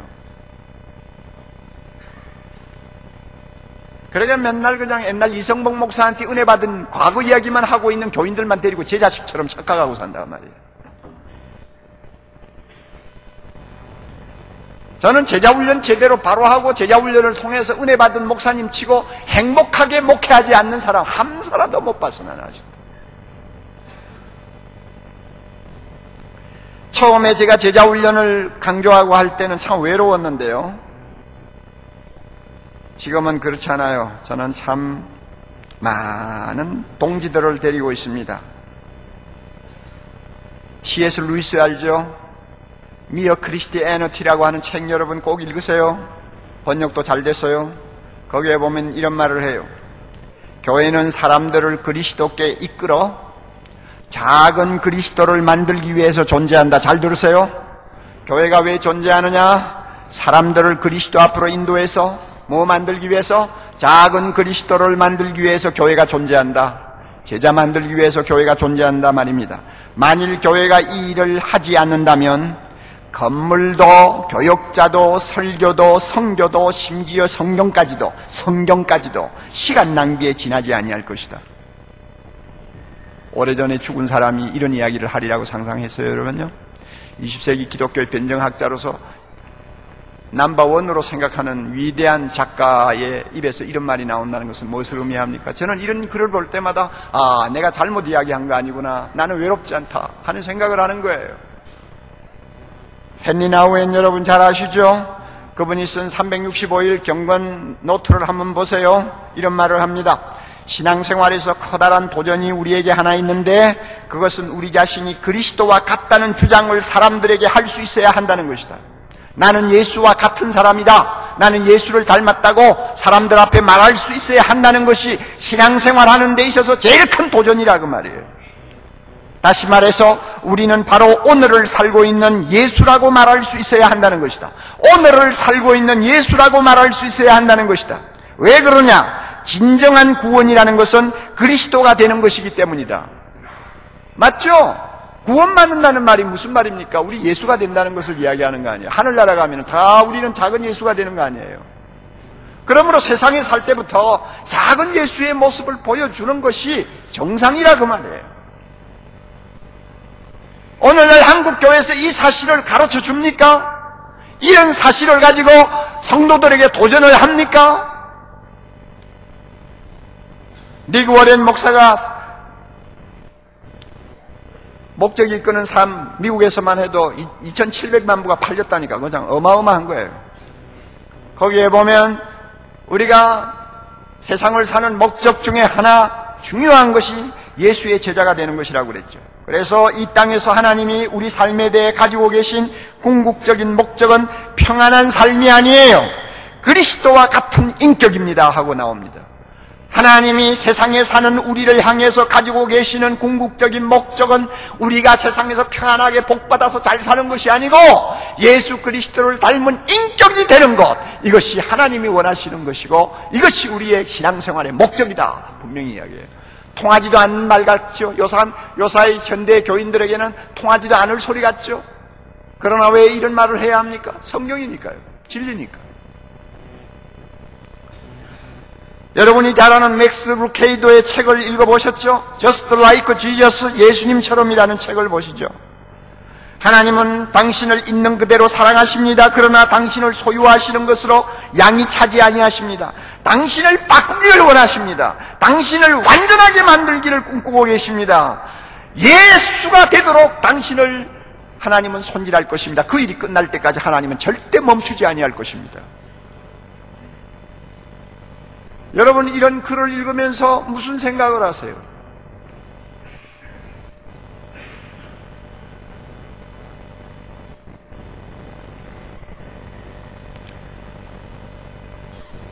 신학교를 다닐 동안 여러분 학문도 배워야 됩니다. 신학도 배워야 되고 고전도 배워야 되고 여러분이 많은 것을 다 배워야 됩니다. 그러나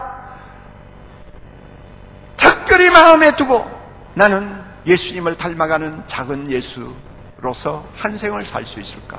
그래서 나를 통해서 많은 작은 예수들이 생산될 수 있을까? 그래서 이 세상이 예수의 제자로 가득하게 될 수 있도록 하는데 내 목회가 기여할 수 있을까? 여러분 그거 좀 생각하세요. 그거 좀 생각하라고요.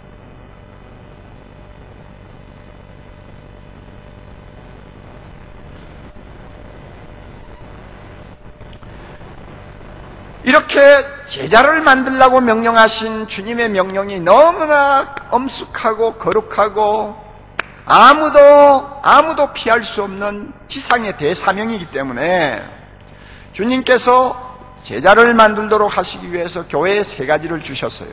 3가지 주신 거 있어요. 첫째는 교역자, 둘째는 성경 말씀, 셋째는 모델, 목회 모델. 다시 기억하세요. 첫째는 뭐요? 교역자, 둘째는 뭐요? 성경 말씀, 셋째는 목회 모델을 주셨어요. 간단하게 제가 정리하고 오늘 끝낼게요. 에베소 4장 11절 보면 교회 머리 되신 주님께서 교회에 교역자를 주셨어요. 처음에는 사도들이요, 선지자요, 그 다음에 전도인이요, 다 이렇게 주셨어요. 그러나 사도나 선지자는 이미 다 지나간 세대예요. 오늘날 교회에 주신 교역자는 어떤 사람이냐? 교사요, 목사인 교역자를 주셨어요. 목사요, 교사인 교역자를 주셨어요. 그러면 이 목사, 교사 이 두 단어는 두 사람이냐, 한 사람이냐? 저는 존 스타트의 견해를 따릅니다. 이 사람은 2인 2역이 아니라 1인 2역이에요. 정관사가 바로 앞에 하나 붙어 있어요. 그래서 목사면서 교사인 사람, 오늘의 교역자입니다. 그래서 교역자는 2 날개를 달고 있어요. 하나는 양떼들을 돌보는 목자로서의 날개고, 하나는 그리스도의 제자로 양육하는 훈련의 날개고, 이 2 날개를 가져요. 그래서 목회가 뭡니까? 목자로서의 역할과 교사로서의 역할을 균형 있게 감당하는 것이 목회자의 역할이에요. 오늘날 보면 어떤 목회자는 너무 교인들 어린애 취급하고 교회를 마치 무슨 병원처럼 생각해가지고 날마다 두들기고 날마다 붕대 감아주고 그냥 피 닦아주고 하느라고 정신없는 사람들이 있어요. 그것도 중요하지만 그것만 가지고 목회하면 전부 다 어린애로 만들고 말아요. 하나도 제대로 쓸만한 아이가 없어요. 날마다 어린애 짓만 하니까 교회가 날마다 문제투성이에요. 또 어떤 사람은 그냥 음악에 훈련만 시키고 가르치려고 교회를 마치 무슨 학원처럼 만들어 놓은 사람이 있어요. 그냥 그래가지고 막 초급반부터 막 고급반, 나중에는 슈퍼까지 그냥 막 학원으로 만들어 놨어요.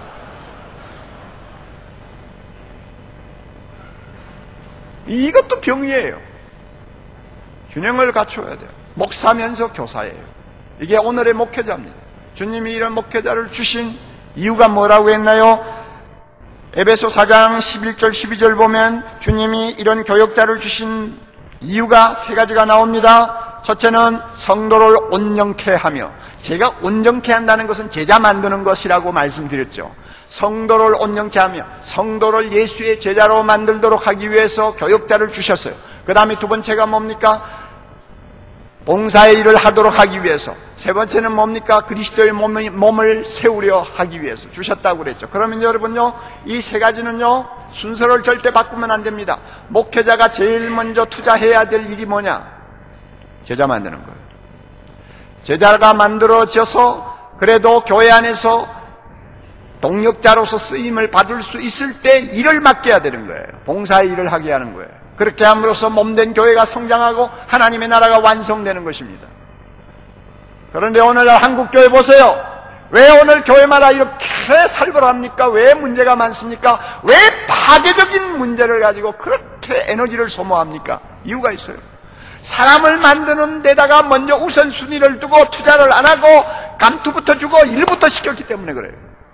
성경에 있는 말씀의 순서를 마음대로 뒤집어 바꾼 거예요.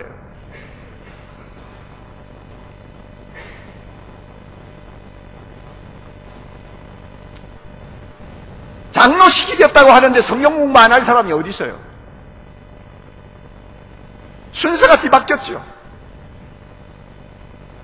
목회자는 성도 하나하나를 그리스도를 닮는 온전한 자로 만들기 위해서 먼저 투자해야 됩니다. 그래서 존 맥스웰이 이야기한 것처럼 20-80 원리를 그대로 적용하는 것도 좋아요. 목사가 갖고 있는 20%, 목사가 갖고 있는 80%의 에너지, 교회가 갖고 있는 80%의 모든 재력, 이것을 교회 안에 있는 20%를 위해서 투자하는 거예요. 그래서 이 훈련된 20%가 나중에는 나머지 80%의 영적 성장을 책임지게 하는 거예요. 이게 20-80의 원리예요.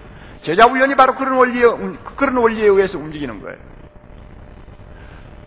이렇게 80%의 모든 에너지를 사람 만드는 데다가 투자를 해서 아웃사이드 처치 무브먼트의 선각자들처럼 사람을 먼저 만들고 일을 시키자. 이 원리를 따랐더라면 한국 교회가 오늘 이런 꼴이 안 되죠. 절대 이런 꼴이 안 되죠.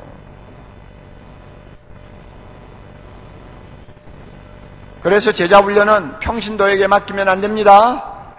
교역자에게 하나님이 맡기신 소중한 사역입니다. 교역자가 제자 훈련해야 합니다. 미국에 가서 제자 훈련 세미나 할 때 미국 목회자들에게는 제가 좀 다른 말을 합니다. 제자 훈련을 해서 은혜스럽게 제자 훈련을 잘 시키면요, 그 제자 훈련 시키는 교역자하고 교인들하고 이거 뗄 수 없는 영적 관계가 형성이 됩니다. 그러니까 미국 같은 교회에서는 자꾸 짜게져 나가니까 불안하잖아요.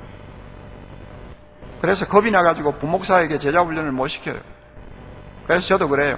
조그마한 교회는 부목사에게 제자 훈련 시키지 마세요. 그 대신 좀 숫자가 많아져서 목사 혼자 감당하기 어려우면 사모님을 잘 훈련해가지고 사모님에게 시키세요. 사모님은 절대 갈라나가지 않습니다.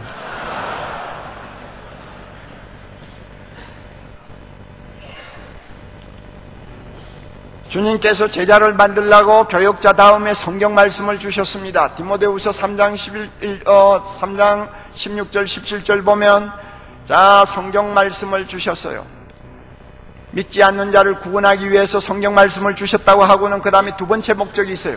하나님의 사람으로 뭐하게 하고 온전하게 하고 하나님의 사람으로 온전하게 살도록 하기 위해서 성경 말씀 주셨다고 했어요.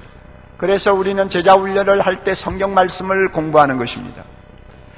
교역자가 성경 말씀을 들고 제자 훈련을 시키는 것입니다. 성경 말씀은 기록된 책입니다마는 글자로서 끝나는 것이 아닙니다. 그 안에는 성령의 영감을 통해서 우리는 살아계신 주님과 만나게 됩니다. 하나님의 말씀을 펼 때마다 주님과 만나게 됩니다. 살아계신 주님과 대면합니다. 그렇기 때문에 성경을 펴놓고 읽는 자는 교훈을 받습니다. 책망을 받습니다. 의로 교육함을 받습니다. 고침을 받습니다.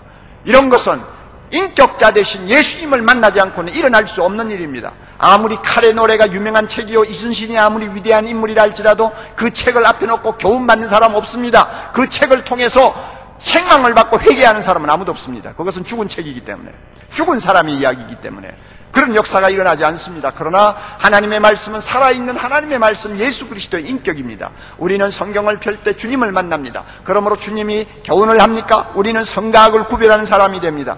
잘못된 것을 책망하면 우리는 회개합니다. 그리고 하나님의 거룩한 뜻을 분별하는 높은 경지까지 올라갑니다. 이렇게 해서 하나님의 말씀을 내 영혼이 먹고 마시고 내 영혼이 점점 성숙하면 하나님이 원하시는 온전한 사람, 예수의 제자로, 예수의 제자의 삶으로 연결되는 것입니다. 그래서 성경 말씀을 우리에게 주셨어요. 믿습니까, 여러분? 그 다음에 또 하나 주신 것 있어요. 목회 모델을 주셨어요. 마지막으로 우리 한번 찾읍시다. 골로새서 1장 28절 29절.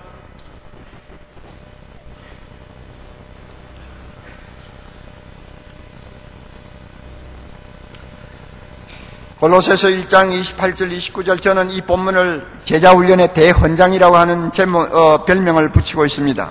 그만큼 중요한 본문이에요. 잘 보세요. 우리 다 같이 읽습니다. 우리가 그를 전파하여 각 사람을 권하고 모든 지혜로 각 사람을 가르치면 각 사람을 그리스도 안에서 뭐요? 완전한 자로 세우려 함이니 이를 위하여 나도 내 속에서 능력으로 역사하시는 이의 역사를 따라 힘을 다하여 수고하느라. 여기에서도 완전한 자라는 말이 나오죠. 성경을 주신 목적도 완전한 자를 만드는 데 있고, 교역자를 주시는데도 완전한 자를 만드는 데 있고, 목회 모델을 보여주는데도 완전한 자가 나오죠. 자, 골로새 교회는 바울이 직접 개척한 교회가 아닙니다. 에베소에서 바울이 전도하고 교회 목회할 때에 아마 에바브로와 같은 사람이 골로새에서 와가지고 예수 믿고 변화받고 제자훈련 받고 자기 고향으로 돌아간 것 같아요. 그래서 거기에서 교회를 개척하고 목회를 했습니다. 나중에 편지를 쓸 때 바울은 마치 자기가 개척해가지고 목회한 것처럼 편지 쓰지 않아요. 왜냐하면 자기 밑에서 배운 제자 에바브로가 가서 목회하는 것이니까 자기가 하는 것이죠. 자기가 하는 것이죠. 그래서 어떻게 목회했다고 합니까? 놀라운 이야기입니다. 어떻게 목회했다고 해요? 무엇보다 중요한 것은 바울의 목회에 있어서 가장 궁극적인 목적이 뭡니까? 골로새시를 복음화시키는 것입니까? 그런 말이 나올 뻔도 한데, 그렇게 위대한 선교사니까 골로새를 복음화시키는 것이 최대의 지상 목표일 것 같은데 뭐라고 말합니까? 그런 이야기 한마디도 안 합니다. 바울이 골로새 교회를 놓고 목회할 때 무엇을 목표로 삼았습니까? 10,000명 교인 주시옵소서입니까? 아닙니다. 그것도 아닙니다. 큰 교회를 짓게 해주시옵소서, 이것도 아닙니다. 뭐라고 그래요? 뭐라고 해요? 각 사람을 그리스도 안에서 어떤 사람으로 만드는 데 있다고 했어요. 완전한 자로 세운다, 완전한 자로 만드는 것이 자기 목회의 궁극적인 목적이라고 그랬어요. 그것도 한꺼번에 수백 명, 수천 명을 완전한 자로 만드는 게 아니에요. 한 사람 한 사람을 주목하고 그 한 사람 한 사람을 위하여 자기의 생명을 던지듯이 목회했다 그래요. 그래서 29절에 뭐라고 그래요? 이 목적을 위해서 나도 내 속에서 능력으로 역사하시는 이의 역사를 따라 힘을 다하여 수고하노라. 다시 말하면 내 속에서 역사하는 성령에게 나는 전적으로 의존했노라. 뿐만 아니라 나는 내가 할 수 있는 모든 노력을 다 기울였노라. 그래서 은혜와 자연을 다 동원했다는 이야기입니다. 성령의 은혜와 내가 할 수 있는 자연을 다 동원한 거예요. 서재에 앉아서 책만 가지고 씨름한 목회자가 아니에요. 그렇다고 기도원에 가가지고 불뿌리 잡고 기도만 한 사람이 아니에요. 기도도 하고 연구도 하고 기도도 하고 다 했다 그 말이에요. 자기가 할 수 있는 모든 것을 다 동원해서 각 사람 하나하나를 예수 닮은 자로 만들도록 하기 위해서 해산의 진통을 했다는 것입니다. 이것이 자기의 목회요, 자기의 목회 목적이었다고 했습니다. 이렇게 보면 어느 날 한국교회 목회자들의 마음속에 들어있는 야심, 야망 얼마나 타락한 것인가를 여러분이 아세요? 각 사람을 크게 생각합니까? 한 사람 한 사람을 천하보다 귀하게 여기는 주님의 심정을 가지고 목회를 합니까? 그 한 사람을 그리스도를 닮는 자로 만들기 위해서 자기 있는 모든 것을 다 털어서 바울처럼 힘을 다해 수고합니까? 바울이 보여준 이 목회 모델을 우리가 우리 것으로 소유하고 우리가 이대로만 목회한다면 한국교회 아무리 병들어 있어도 10년 안에 놀라운 변화가 일어날 줄 믿습니다. 이 일을 누가 할 거예요? 여러분이 하셔야 된다고 말이에요.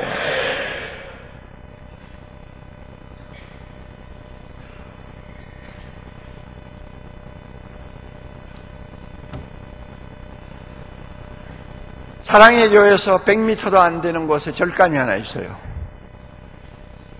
요사이 절간은 산이 싫어서 도시로 자꾸 내려와요. 우리 기독교가 하는 걸 그대로 따라해요. 상가 얻어가지고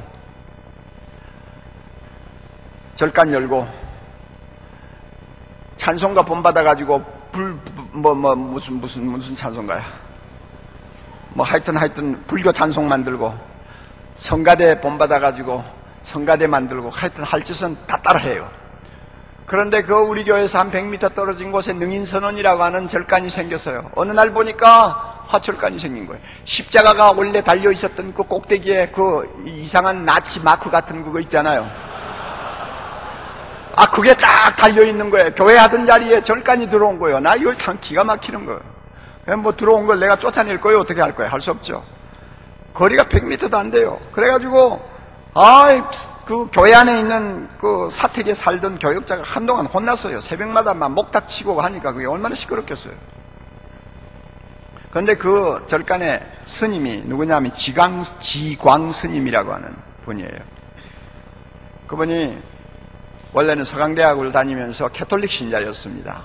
그리고 졸업을 하고 동아일보 기자로 들어가가지고 아주 유능하게 뛰었는데 그만 국가사범으로, 그러니까 이 유신시대에 그냥 그 정치사범으로 몰렸어요. 그래가지고 도망다니는 신세가 되어버렸습니다. 도망을 다니다 지리산으로 갔어요. 지리산을 가가지고 어느 토굴 속에 들어갔는데 그 안에 중이 있었어요. 그래가 중하고 살았어요. 캐톨릭 신자도 별 수 없죠. 중하고 몇 달 살다가 그만 중이 됐어요. 똑똑한 친구예요. 아마 내보다도 한 15살 젊을 거예요. 이 양반이 영인선언을 만들어 놓았는데 저는 이제 직접 듣지 않아서 이분이 어느 강의 시간에 어디 가서 하는 이야기를 누가 듣고 와서 저에게 이런 말을 해요. 지광스님이 강의하면서 이런 말을 합니다. 우리 능인선언 옆에 사랑의 교회라는 교회가 있는데 그 교회가 항상 보면 활기가 넘치고 교인들이 막 그냥 들락거리고 교회가 자꾸 부흥한다는 소문이 많이 난다고. 그래서 이상하다. 건물도 조금만 하고 뭐 별 수도 없어 보이는데 왜 그렇게 교회가 그렇게 활기차고 부흥을 하는지. 그래서 좀 알아봤대요. 그 비결이 뭔지 알아봤더니 제자훈련을 하는 교회라고 그러더래요. 제자훈련이 뭐냐 그랬더니 성경 공부를 시키는 거라고. 이제 누가 참 어설프게 대답을 하긴 했어요. 성경 공부를 시키는데 아주 열심을 내는 교회라고. 그래서 교회가 부흥하는구나. 자기가 그렇게 크게 깨달았대요. 그 깨달으면서 또 하나 크게 깨달은 게 뭐냐 하면 불교의 장래는 무식해서는 안 된다. 불교가 흥황하려면 불경을 많이 가르쳐서 성도들로 그 신자들로 하여금 유식하게 만들어야 불교의 장래가 있다. 날마다 산으로만 기어 들어가서는 안 된다. 우리도 동네로 찾아 들어와서 유식한 불교인이 되어가지고 포교할 수 있어야 된다. 이렇게 깨달았대요. 나도 제자훈련 한번 해보자 그랬대요.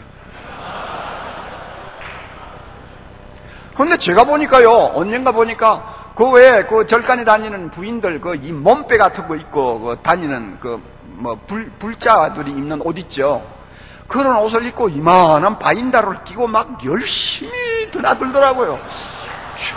저 사람, 나 참, 날마다 이러는 것만 알았는데 이 바인다를 끼고 드나들더라고요. 그래서 참 이상하네. 좀 뭐 한다고 저러나. 그랬는데 그게 다름이 아니라 자기 식대로 지광스님이 제자훈련 교재를 만들어가지고 시작한 거예요. 그런데요, 여러분, 그 절간이 얼마나 부흥을 했는지 아세요?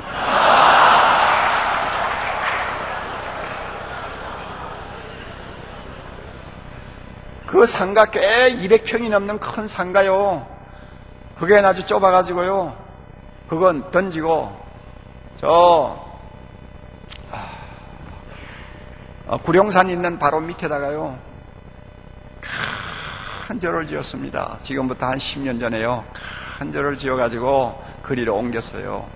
옮기고 그 절은 무엇으로 유명하냐 하면 불교대학으로 유명합니다. 제자훈련이 불교대학이 된 거예요. 그래가지고 텔레비에서 MBC에서도 스페셜 프로그램으로 나왔죠. 제가 유심히 봤어요. 우리처럼 뭐 소그룹으로 뭐 제자를 만드는 그런 스타일이 아니에요.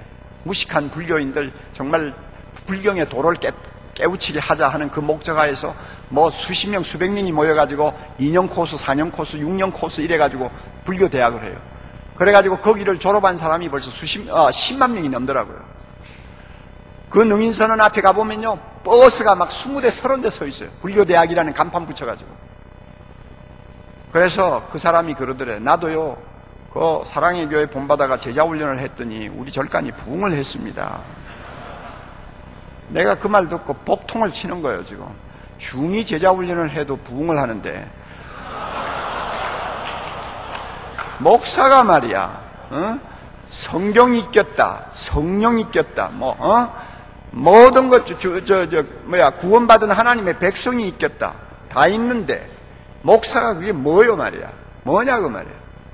중도하는데.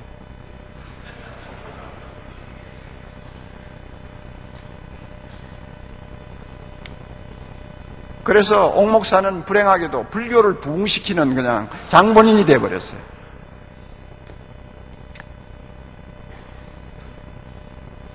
삼 일 동안 여러분 잘 들어주셔서 고맙습니다. 반 설교 반 강의였어요. 그러나 여러분에게 매우 중요한 내용입니다. 한국교회 내일을 좌우할 수 있는 굉장히 중요한 말씀입니다. 마음에 잘 간직하세요. 성령께서 여러분의 마음에 옥토에 뿌려진 씨앗이 되도록 인도해 주시기를 바랍니다. 그래서 여러분 마음속에서 이 말씀이 싹이 나서 30배, 60배, 100배의 결실을 맺는 내일이 있기를 바랍니다. 우리 세대는 여러분에게 너무나 큰 짐을 지워놓고 있습니다. 한국교회 너무나 무거운 짐을 여러분에게 지워놓고 우리는 떠나는 것입니다. 그러나 여러분은 우리보다도 훨씬 더 탁월해야 합니다. 우리 세대보다도 훨씬 탁월해야 합니다. 훨씬 능력이 많아야 됩니다. 훨씬 예수의 제자가 되는 일에 앞장서야 합니다. 그렇게만 되면 세상이 아무리 요지경 같아도 우리는 절대로 낭망하지 않습니다. 예수님에게는 실패가 없습니다. 예수님에게는 패배가 없습니다. 주님은 승리하셨습니다. 하나님의 교회도 반드시 승리합니다. 예수의 제자들이 우리 바다를 덮음같이 온 세상을 덮는 날이 오면 하나님의 영광이 온 땅에 충만하게 될 것입니다. 그 일을 위해서 여러분 아름답게 쓰임받는 이 학교가 되기를 바라고 여러분이 될 수 있기를 주님의 이름으로 축원합니다. 다 같이 기도하십시다.